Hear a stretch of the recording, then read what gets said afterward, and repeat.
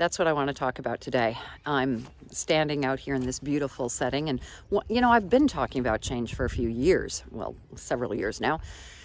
And one of the changes that I want to make is to make more videos, as thoughts come to me, to hopefully relevant thoughts, hopefully thoughts that will be helpful to you, to just jump on my camera. And especially as I travel, now that I'm traveling again, as I travel around the world, travel around the country, to show you some of these beautiful places.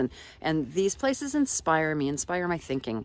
And one of the thoughts that came to me just yesterday, as a matter of fact, is a continuation of a thought that I've been pulling on for a while, this thread that I started to pick at, which is the change in the nature of the relationship between organization and an individual. Now, I'm actually changing my language around how I talk about what I used to call employees and staff. I'm very deliberately trying to remember to call them individuals and team members, because I do think that this relationship that has been one of master, servant, parent, child since the days of the Industrial Revolution needs to shift. And it is shifting. It is shifting by force, because employees, there I go again, individuals, team members, are demanding different things. Now, I believe that the pendulum is swinging, and I'm certainly not the only one who talks about this. For years, decades, centuries, the balance of power has firmly been towards the organization. Organizations called the shots. There were more people than jobs to fill them. People were expendable, and they were expected to feel lucky to have a job and not to demand much of anything. But that's changed. Now there are more jobs than people to fill them by a significant factor, and that's not going away for the next decade, structurally speaking. And our individuals have become more forthcoming, especially after 2+ years of pandemic-induced reflection. They've been more forthcoming in talking about what they actually want, what they need to feel fulfilled. I think that the danger is that the pendulum is going to be swinging too far to cater to the needs of the individual. And that's dangerous, because that can make or break a company. I think that the pendulum needs to swing back to the middle. We need to strike the balance between the needs of the organization and the needs of the individual. And to do that, we must change the relationship between organization and individual. Instead of a master-servant or a parent-child, and yes, the Australian birds are waking up this morning.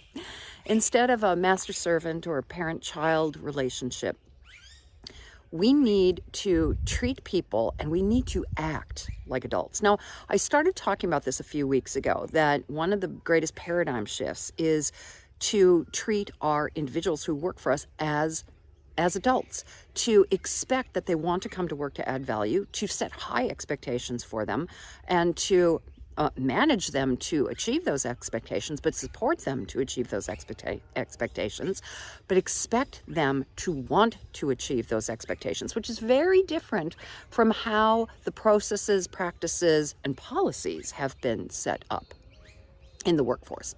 So that relationship between individual and organization needs to shift. But just as we need to treat employees as adults, individuals as adults, the individuals need to own that responsibility. So I was leading a training session on hiring skills for one of my long-standing clients, First Mortgage Services and First Title. And yesterday, I found myself talking about this for the very first time, because they were talking about wanting a hybrid work environment. And there was a little bit of whinging, dare I say, a little bit of complaining going on that they didn't have that. And I started talking about the fact that, yes, we need to trust our staff. We need to trust that they'll get the work done as long as we set those high expectations. But equally, our individuals need to be trustworthy. And this is a bit of a paradigm shift as well, because since the days of the Industrial Revolution, individuals have expected management to take care of everything. We are in a co-creation, collaboration environment. Individuals, if they want change, they need to create business cases. They need to look at the challenges that they want to solve, the opportunities that they want to take advantage of, and they need to come up with business cases for why it will work for the customer first, the organization, and the individual. And they need to present those business cases and present solutions. So this is very different than complaining about something that's not working And I'm not saying that our individuals are whiny, complainy babies.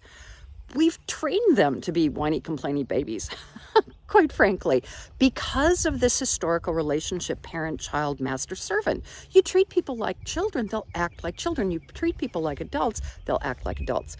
But here's my message to individuals.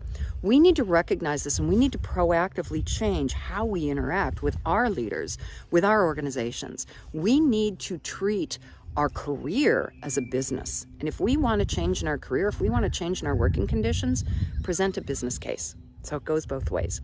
So those are a few musings from a very beautiful part of the world. I hope you have found them valuable, and I hope you've enjoyed them. And now I'm going to stop the video because my arm's about to fall off.